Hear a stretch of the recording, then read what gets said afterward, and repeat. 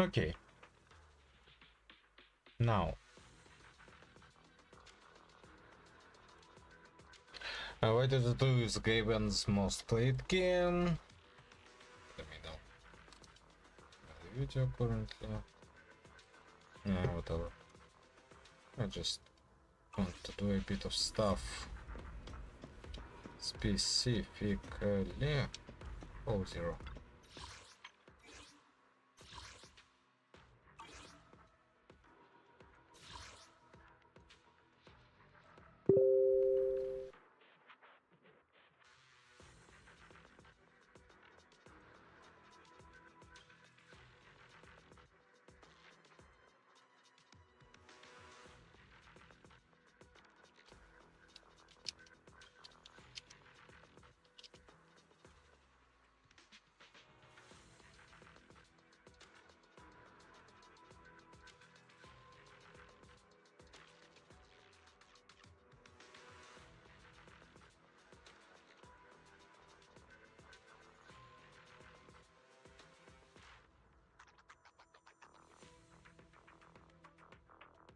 Um,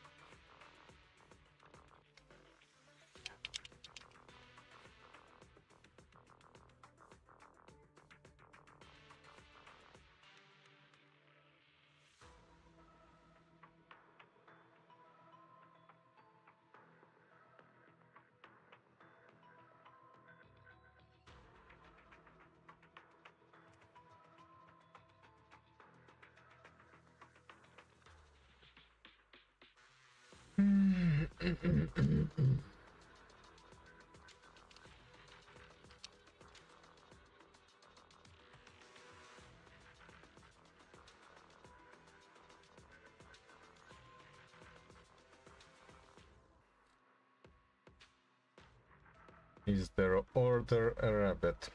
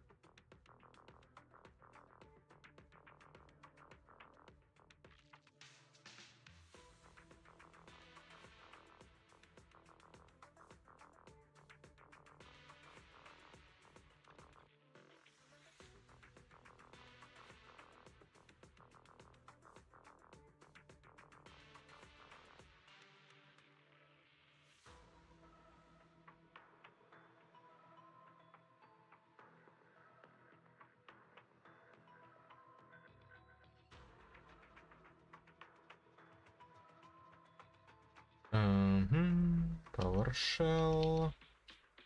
I forgot completely.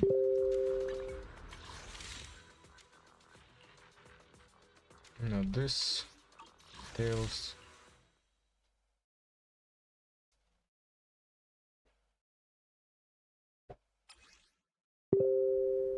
Search history. Come on, come on.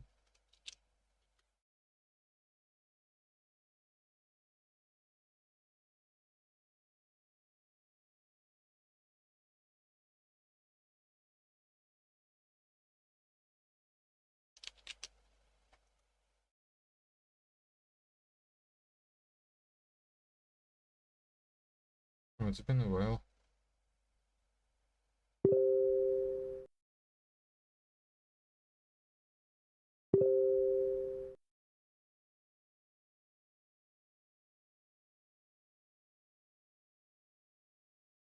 Okay, that does seem like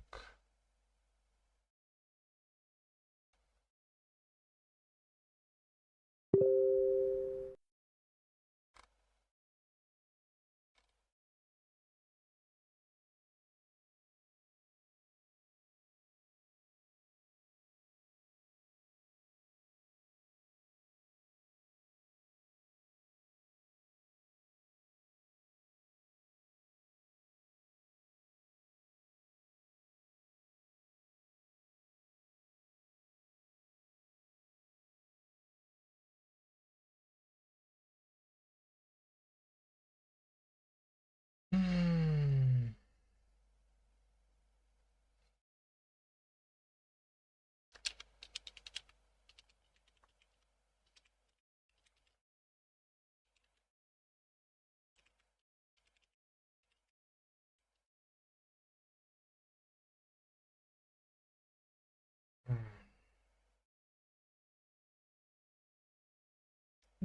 Did you say ransom notes keep falling out your mouth?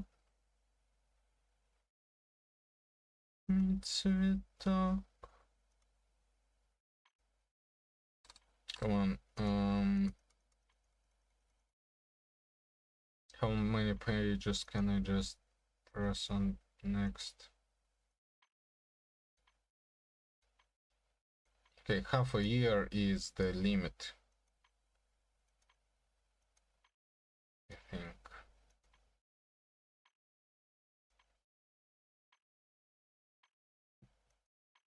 Oh.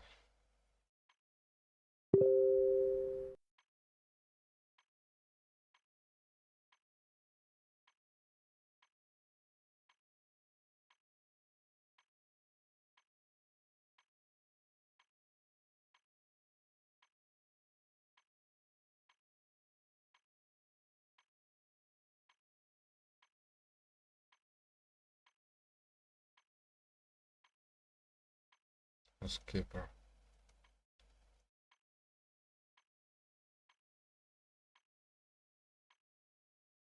Kanata. Yes. Oh, then Chufufu. Nikamata. Yeah, okay, that's fine. That's totally fine.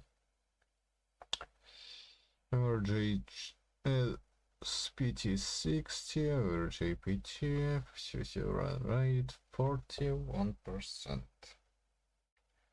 Which is fine.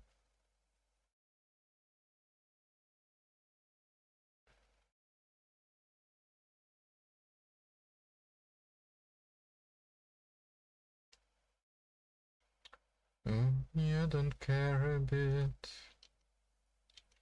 You don't care a bit. Yeah. I already collected those. The only concerns those signals, I suppose.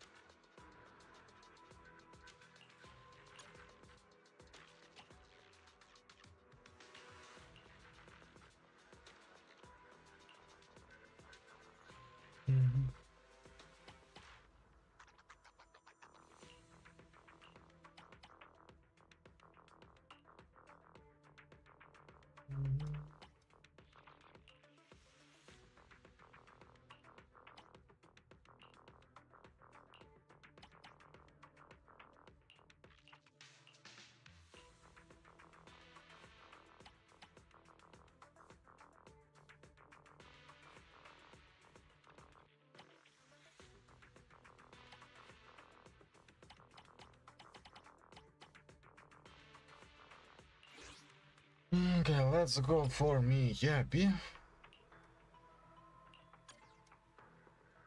Since she is up.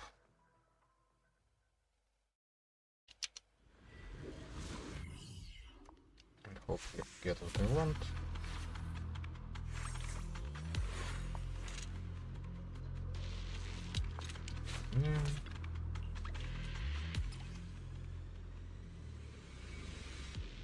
Launched no more than 5 times, and that seems great. Just this one.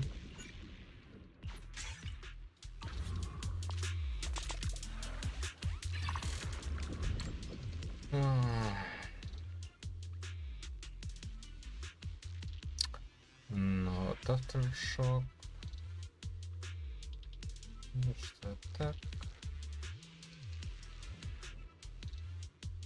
I'll take this one. Yeah.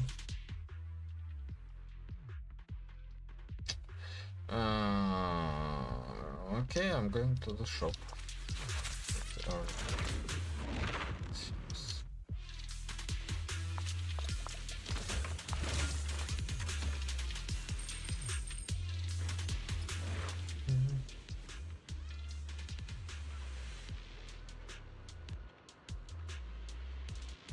Let's go more on regeneration. It seems.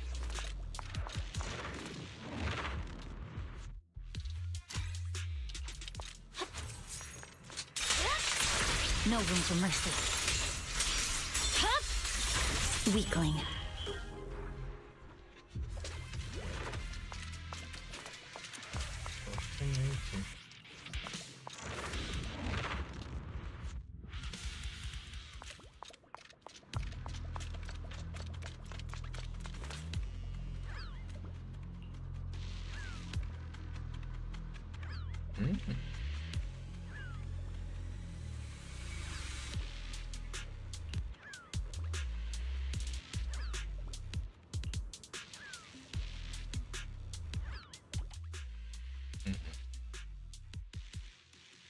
Fucking great.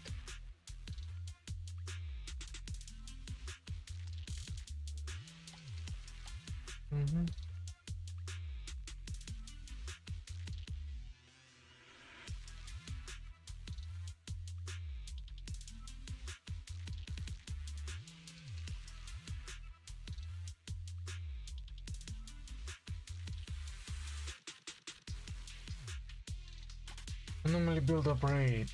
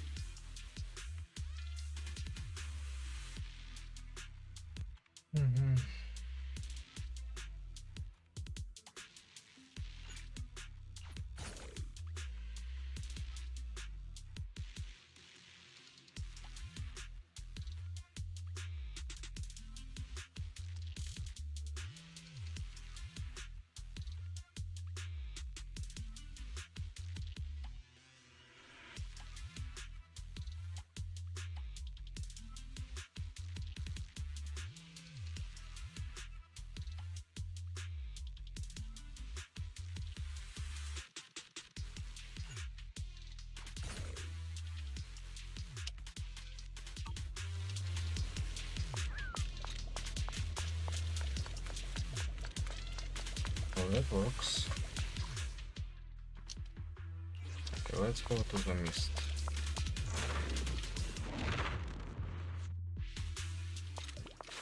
The world combat resume. You will be crowned dust.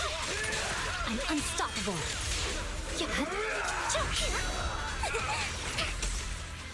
Alright, I'll take the mic. I see it.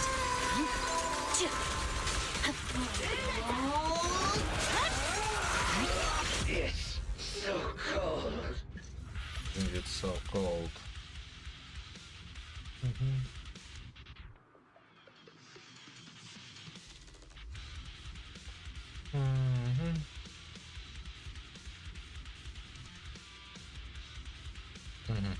This one.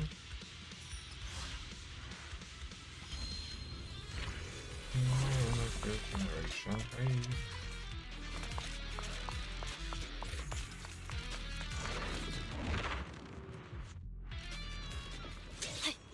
Of course.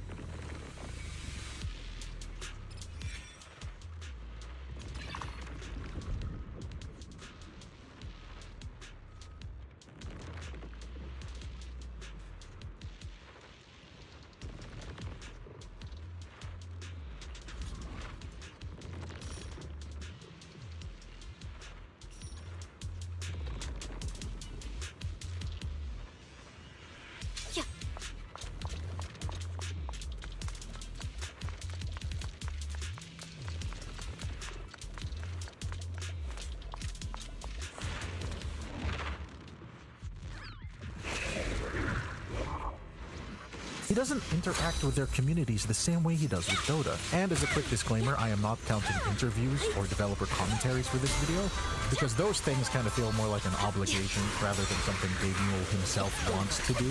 But yeah, looking around, he doesn't do this for Counter-Strike. He doesn't do this for Left 4 Dead, Half-Life, TF2. I did see this, which does claim that Portal 2 is his favorite single-player Valve game. For further clarification, he answered this during a Reddit AMA, in which he said Portal 2 is their best single-player game, and Dota 2 is the multiplayer game that he plays the most. And apparently the reason for that is that during the development of Portal 2, Gabe Newell was very hands-off. He had very little to do with the game's development, and that's kind of what allowed him to enjoy the game to its fullest. And that honestly does make sense. I think of all of Valve's games, Gabe Newell was definitely most hands-on when it came to the Half-Life games, specifically 1 and 2. And it does make sense that he isn't really able to enjoy those games, given the fact that he basically oversaw the entire development of that game. He knows everything about that game inside and out. Or even if he doesn't know the little intrinsics, he knows all the stress and pain that went into making these games. For anybody who has seen the amazing Half-Life documentaries, he risked a lot to develop those games.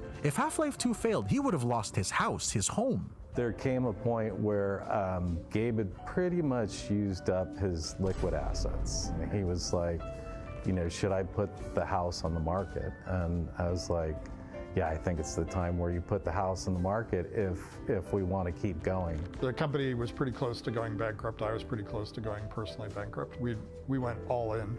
It's like there was no money left. Like, how anxious was that for you personally? There are certain things that I'm kind of a weird person in a number of dimensions. Like, I don't really think, oh, this is super scary. Like, I don't have an emotional response to it. I just say, well, this is what we're doing. This is how, and you know, we'll see how it plays out. So I don't think it was super stressful to me, right? I mean, it didn't really bother me. Like, I was diving in South Africa recently and a shark tried to bite me a couple of times. And the people around me were way more freaked out than I was. I was like, oh, a shark's trying to bite me. I should get away from the shark. Whereas other people were having like, oh, the shark, it's trying to bite somebody, you know. And I just think that's how I'm wired. I don't think it's anything that speaks to my character or anything. It's like I just seem to not get particularly agitated around risk, which probably means I take on more risk than at times than most sane people would, which can be a positive, or you can wreck a bunch of other people's lives being in the neighborhood of your risk indifference. I know that last part in the clip I just showed you was talking about Gabe being averse to risk and all that, and granted for him it was a huge risk and gamble in order to put all of his money into making Half-Life 2 back in the day, but in retrospect, I think it's rather funny because Gabe might still have the same mindset whenever he plays pub matches with Sand King. So again, if you see a Sand King who is suspiciously quiet and diving balls deep into the enemy team, ask them for when exactly he plans to make Half-Life 3. So one can understand why it's a little difficult to enjoy a game given the fact that it caused him so much trauma. I'm not saying you can't be proud of it. I'm sure he's proud of every game his company has made, other than a few exceptions.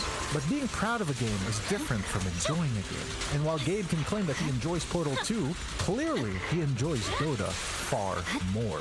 And if you really think about it, Dota Dota fits that criteria as well, because starting off, Dota was headed by IceFrog, one of the original Warcraft 3 modders. And it stands to reason that Gabe Newell probably had next to nothing to do with the development of Dota. He simply gave the team a direction, funding, and support, and that's all they needed. And the end result is just one of the best competitive games on the market today, which just so happens is a competitive game that Gabe Newell loves to play. I could be completely wrong about Gabe Newell not making appearances in other Valve games, specifically their multiplayer games. If so, please let me know in the comment section down below if Gabe Newell has ever really made appearances in Counter-Strike or TF2, because from all of the combing that I could do on the internet, he only... Okay, new guy. Thank you very much. We're know. professionals. We know when the show starts. We know time. Thank you. We can tell time. You can get me a coffee, though. How's that sound? Yeah, thanks a make lot. that too. Thank you. We'll give you an autograph later. Who the hell is that guy? No idea. So the question that must be burning in the back of your head is this video just an excuse for me to glaze Dota? Yes it is. But in all seriousness, it is very vindicating for somebody like me, who has spent so much time in this godforsaken video game, to know that the head honcho of one of the best video game companies in the world loves Dota 2 just as much as I do. And maybe he might love it a little more than I do. Apologies, internet wanderers, for the shorter video. I currently have 4 videos cooking right now, and I just need a little bit more time to get them to the polish level that I'm happy with. But I needed to pump out a video in the meantime, so here you guys go. Now the reason for these delays is because, well, I hit 10K subscribers, baby! And don't you worry, one of those 4 videos is purely dedicated to celebrating this achievement. All of you guys are awesome, and I truly thank you for your continual support. With all that being said, do you agree with the points that I made in this video? Does it really seem like Gabe just likes Dota, or does he do this with all Valve games? Could it just be confirmation bias from my end? Let's have a little discussion in the comment section down below. Thanks again, Internet Wanderer. Do the YouTube things.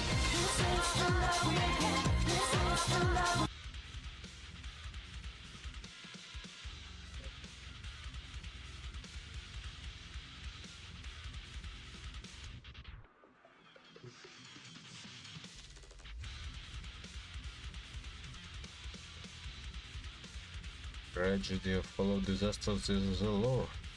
Plastic. I can't wait to see what you'll be like when you grow up, Miyabi. Miyabi, listen to me and close your eyes. Mommy will always be with you.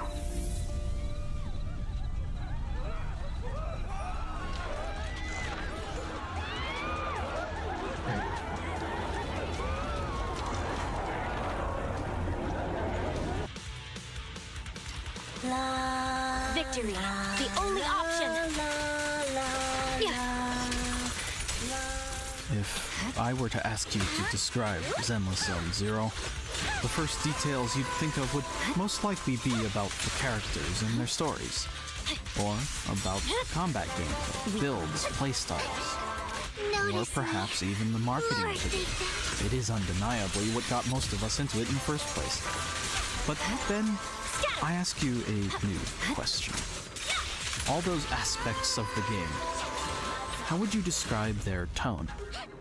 Fun? I'll choose something popular. Cool? Energetic? Climactic? Intense? Emotional? Don't look at me like that, because I'll start to feel afraid. Dreadful?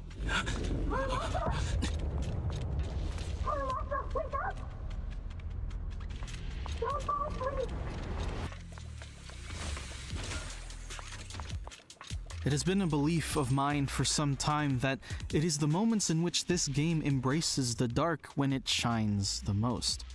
So, let's take a closer look at one of the darker topics in New Aerodale. The advent of hollow disasters. Humanity's relationship with hollows has existed for a long time, enough to allow for the reverse engineering of its energy as a source of power. Regrettably, there's no way to reliably know how long this is. We don't have a clearly defined time frame to work with. We can at least assume that hollows have existed for a few generations, most likely many more because of implications made around the universe. Over our time living with these disasters, we've learned a lot about their behavior and how to combat Who them. dares get between But to me this and day, Lord what we Faithful? still lack are the means to reliably predict a hollow disaster a meaningful amount of time in advance. Purging slash. In this regard, they reflect some natural disasters that we face in the real world. Only the residents of New Eridu face disaster events at an alarmingly higher rate per square meter.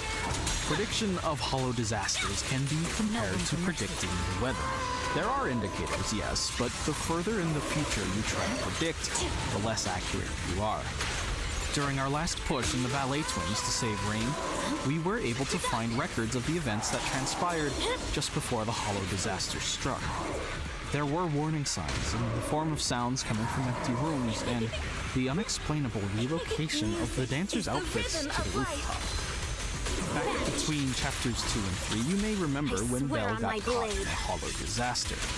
This one had warning signs in the form of increased activity in the Cretan and My Lemnian blade is hollows. already. We measure this activity against a statistical barrier, the Zenless limit. When a hollow's activity surpasses this limit, its energy becomes so potent to the point where it splits off and forms an entirely new sub-hollow, known as a companion hollow.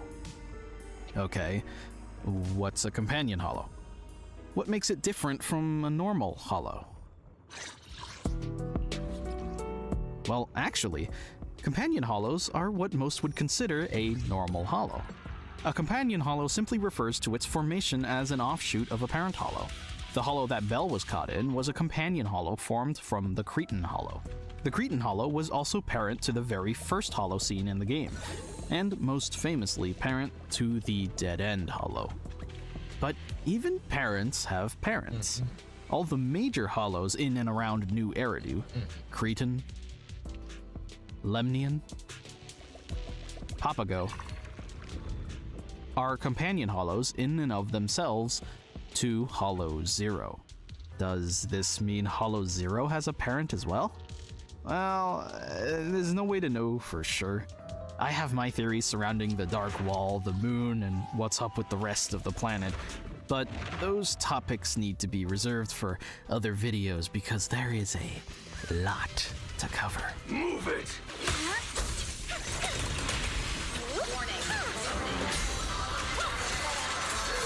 Victory, the only option. More than your wife.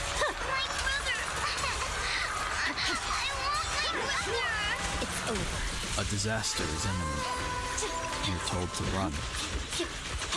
But what happens to anything within the hollow when it forms? What happens during a hollow disaster?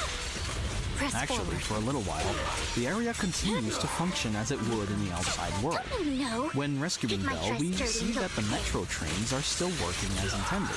The reason for this is the same as why people with any amount of ether aptitude don't turn into ethereals the moment they enter the hollow.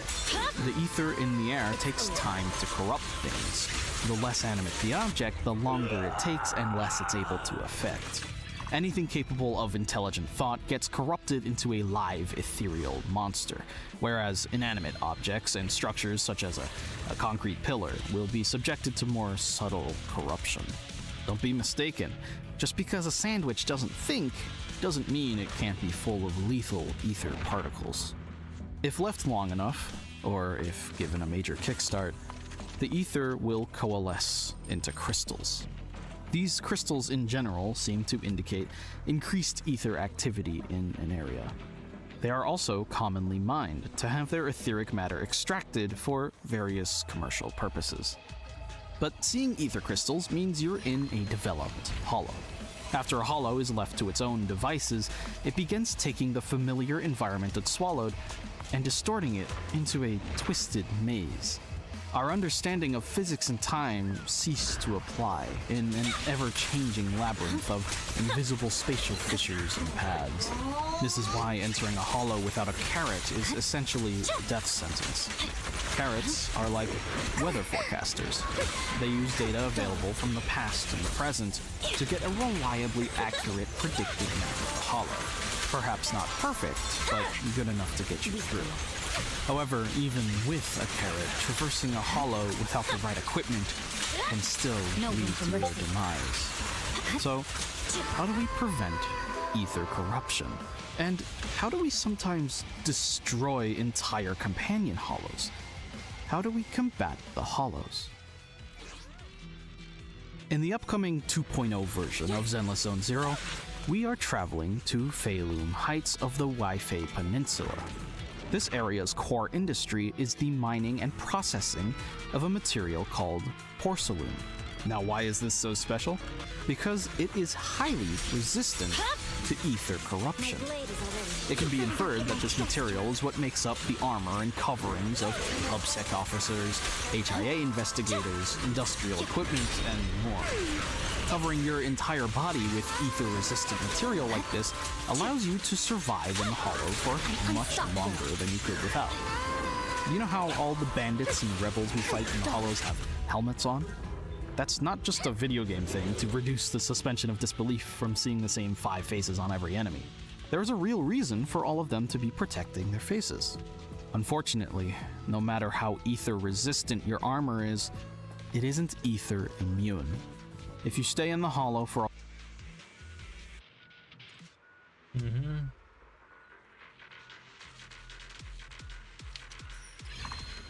a longer time still, the ether will corrupt its way through your armor. If this happens, we actually have more countermeasures. Enter Anti-Corruption Serum. This magical substance almost seems too good to be true.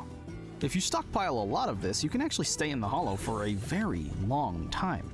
We see the Mountain Lion Gang do this in Jane Doe's special episode. That's great and all, but it's still just better to be outside of the hollow.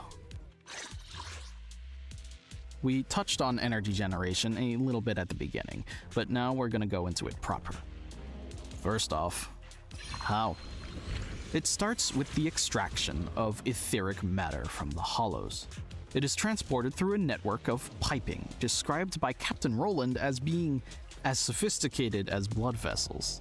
The matter is stored and transmitted by the many Shiryu pillars found across the city.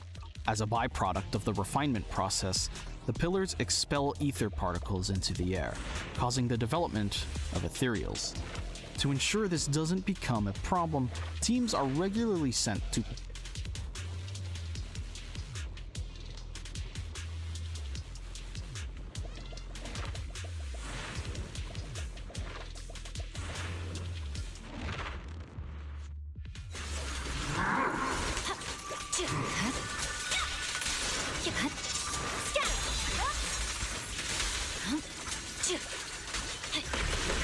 Purging slash.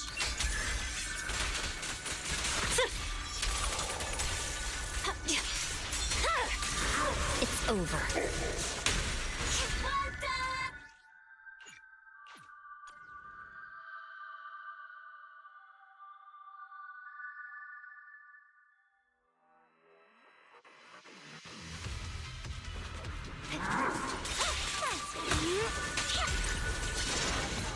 Music is the rhythm of life.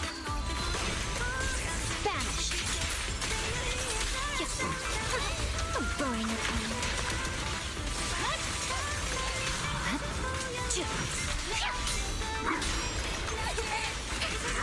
Notice me.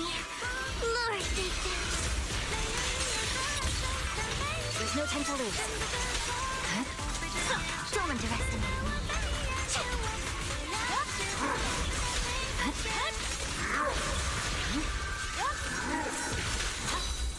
How about that? My blade is already sheathed. I see it. Victory, the only option.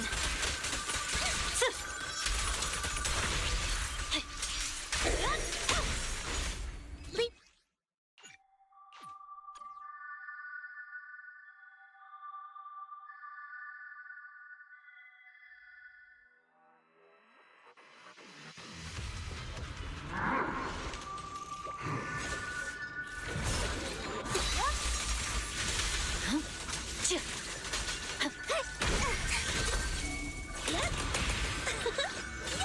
time to lose.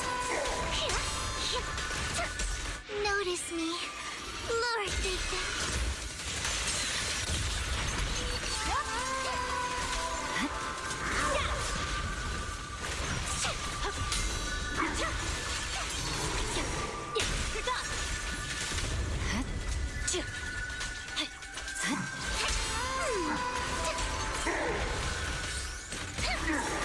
I see it. Scatter! All for Lord Nathan. You're done. Purging slash. Yeah.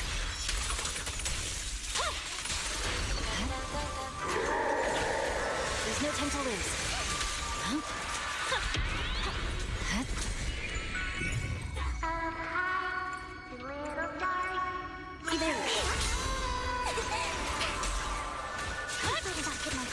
I swear on my blade.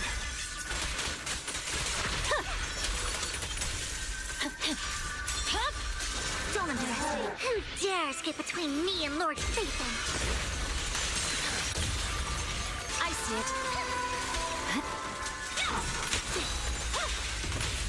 Oh, that's the music. The light is but one step away. All up to me. Don't you know? Get my dress dirty and you'll pay. Victory, the only option. Okay, that works.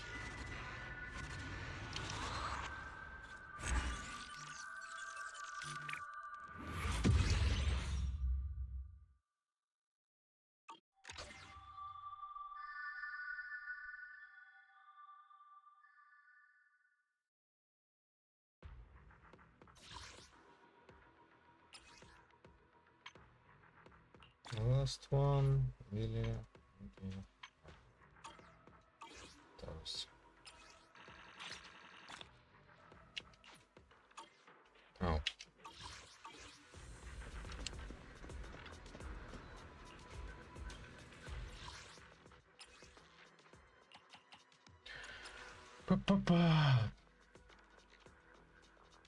Energy regen, so this is the one which is not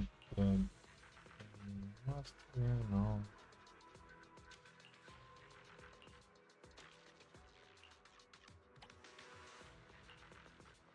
Bro.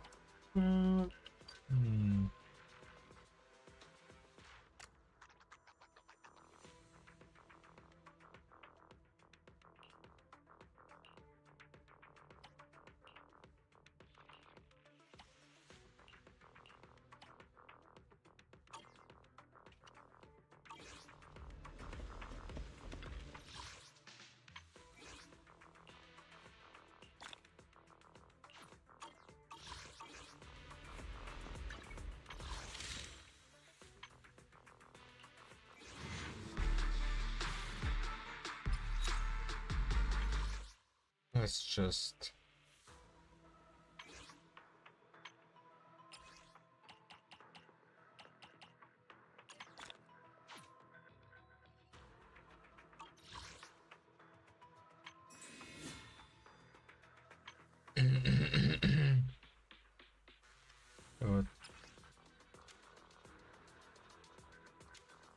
sorry, but what does it change? I don't see anything.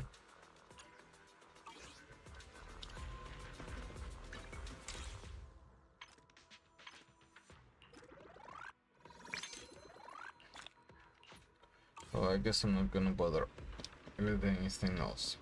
Okay. All the weekly stuff is done here. I did collect everything here. Everything here, right? Purge the critical nodes in an operation known as Shiryu Defense. The energy produced from ether seems to be highly potent compared to the electricity we live with in the real world. Everything in New Eridu runs on etheric energy, to the point where it is a dangerous monopoly, with the corporations of tops holding a concerning amount of power. much like the real world, huh? During the incident surrounding the Argos Hollow, a Shiryu pillar was nearly swallowed by its expansion. A TOPS executive wanted to detonate the Shiryu, which, with all of its stored etheric energy, would have been enough to atomize the hollow. But of course, TOPS being TOPS, this would have also killed over 200 people. Thankfully, Miyabi being Miyabi, she was able to handle things on her own and save everyone. Handle things on her own, how though?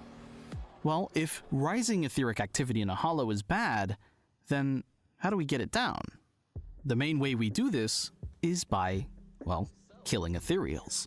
The bigger the ethereal, the more influential it is on the hollow at large. If you remember during Chapter 1, we killed the Dead End Butcher, a notoriously dangerous ethereal. Actions like these can diminish a hollow, and if done enough, like in Miyabi's case, can eradicate it entirely. Despite its vastness, if given enough time, we could potentially one day eradicate Hollow Zero entirely. Hollows are terrifying. They have caused untold calamities and threaten the lives of people every day. But humanity is resilient. We survive, we adapt, we conquer. However, there are those who believe we shouldn't conquer the Hollows. That instead, we should learn to live in a perfect harmony, to embrace them. On paper, perhaps this sounds fine, but in practice, well, we'll just have to wait and see.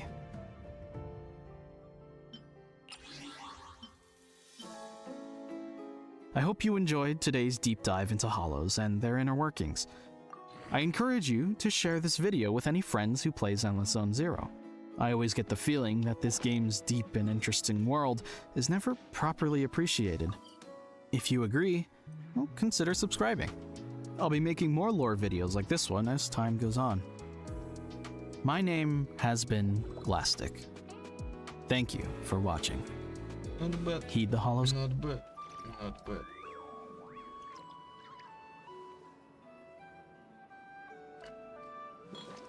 Not bad at all.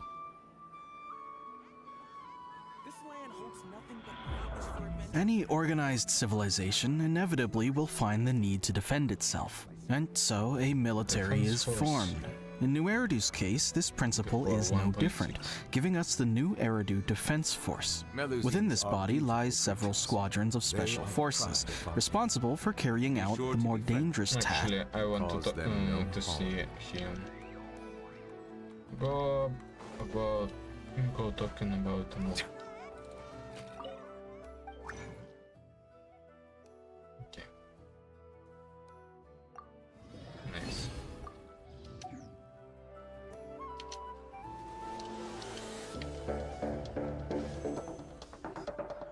You've seen it.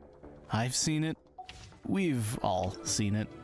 There's something up with the moon. Characters in the world of Zenless Zone Zero don't seem to be concerned that half the moon is a giant hollow, so we don't have any info on it. But there's a chance that might change very soon.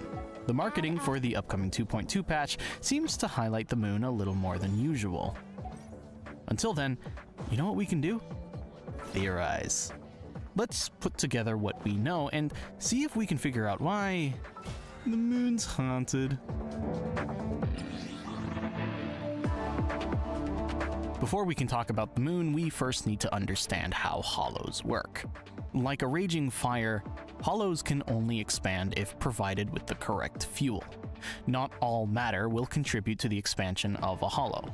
And just like a fire, if it starts to spread too much, a trench similar to a fire break can be dug to prevent the hollow from consuming more corruptible matter, effectively stop. Mondstadt's war. 1 day is 16 hours. 1 day is 5 hours. Okay, so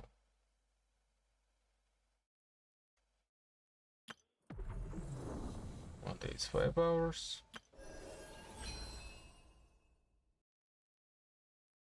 This week is complete.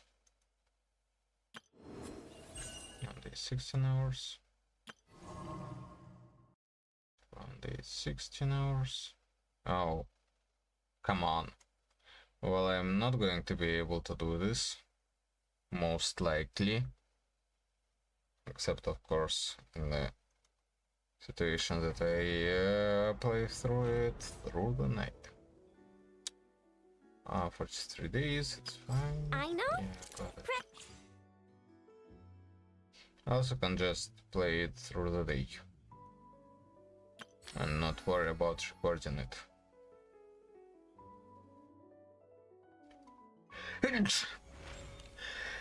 Oh god.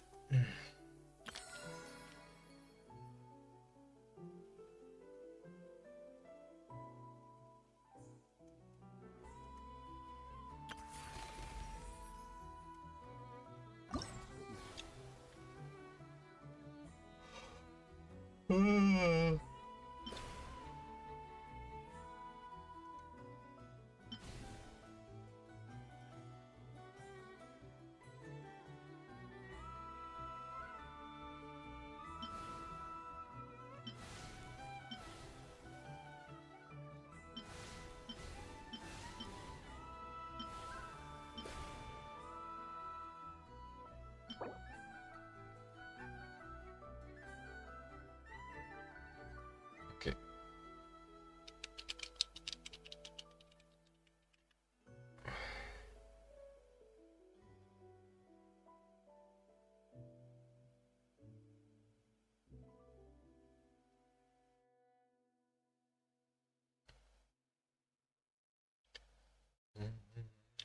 Sparks appear on all.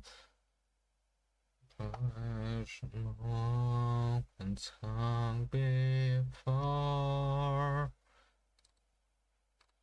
Okay, so for Tartaglia.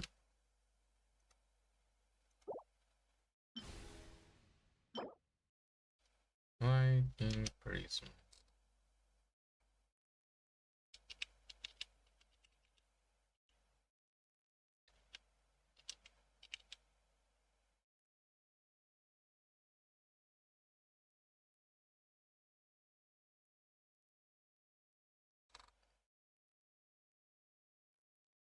Kitchen Laser Razor.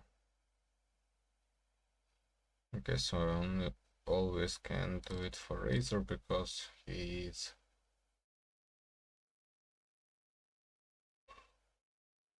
low and is going to stay low level for a long time.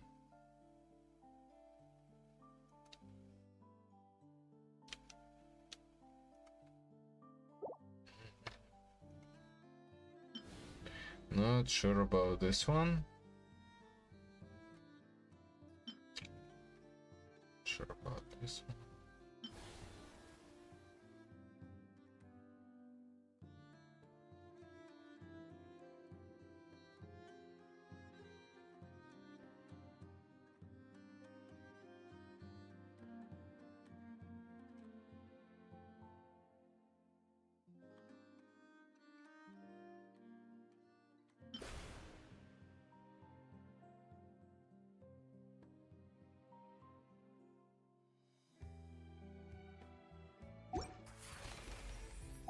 Crisp and pure.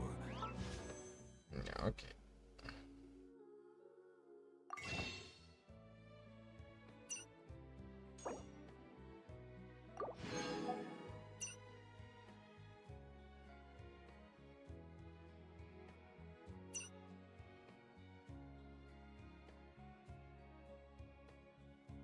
I can't see.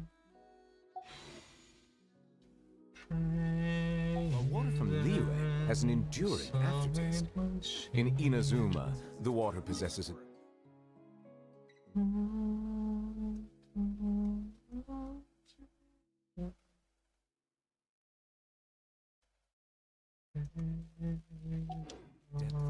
of flavor like Sumeru's water. That she only went well, 'cause you didn't say. This realm is.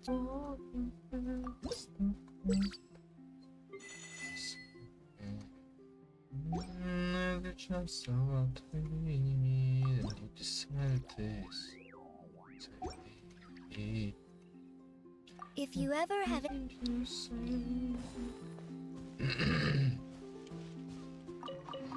Some notes keep falling out your mouth.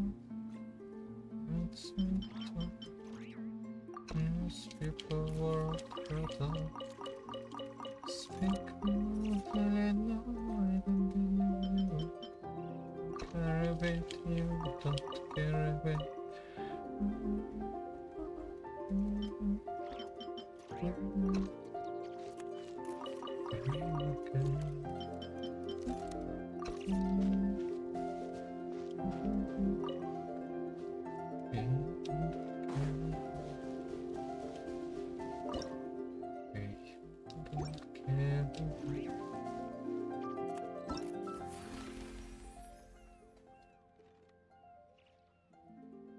Yay!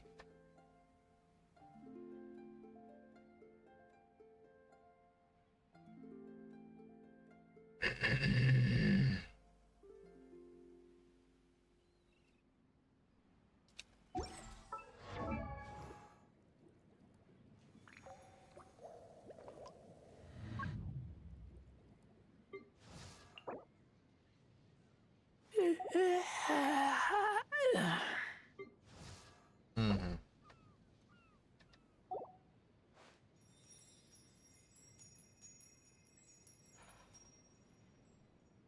Melusines are beautiful creatures.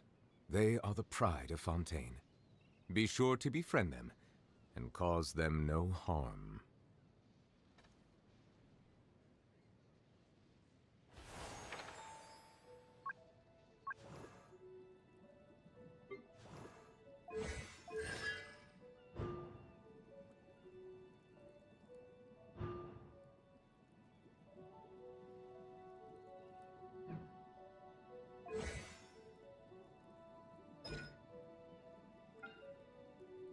So two things. One is to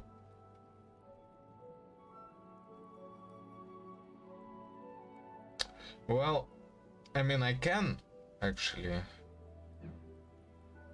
give her this benefit.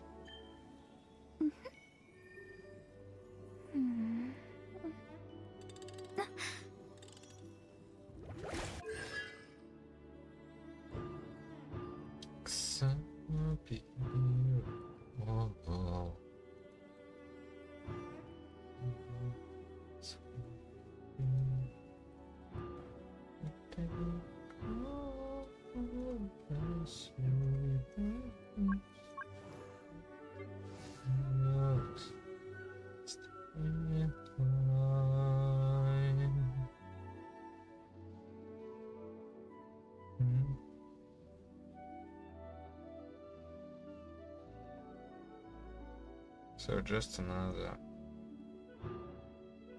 bit of damage.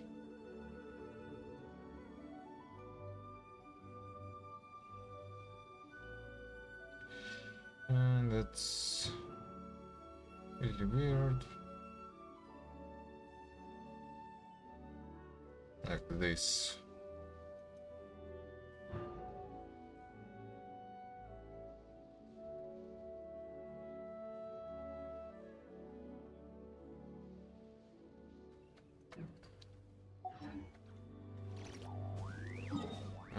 For a moment, let's go there.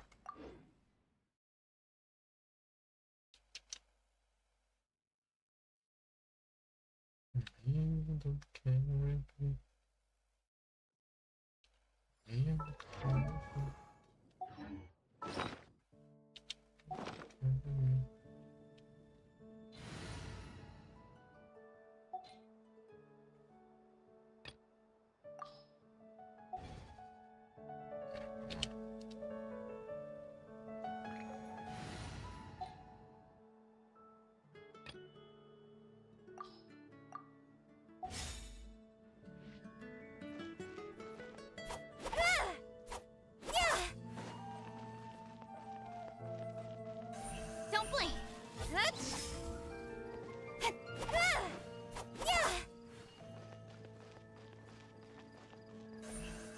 light.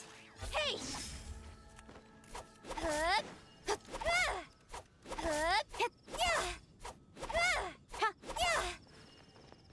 Incoming.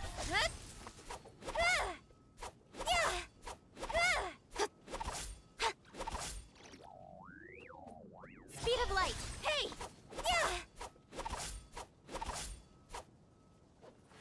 This guy in Natland.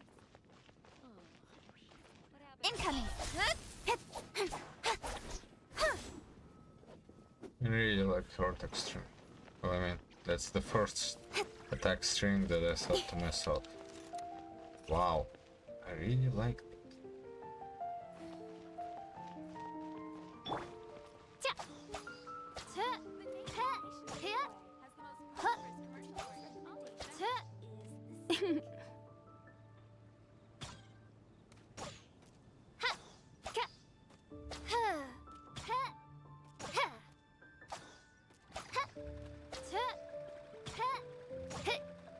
Haven't you heard? There's a strange wanderer near Wolfenbüttel. Today's recommendation is the steak.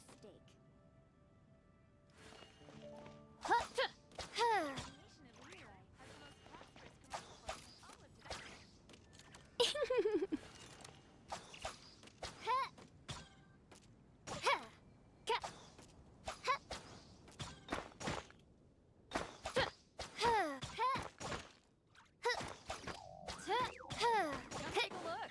There will definitely be something to catch your eye. Okay, 57 minutes. In 57 minutes I need to launch Genshin for this specific reason. Alright. Will do. Alright. It's going to be it for this stream. Good luck, fun, thanks for watching. I'll see you next time.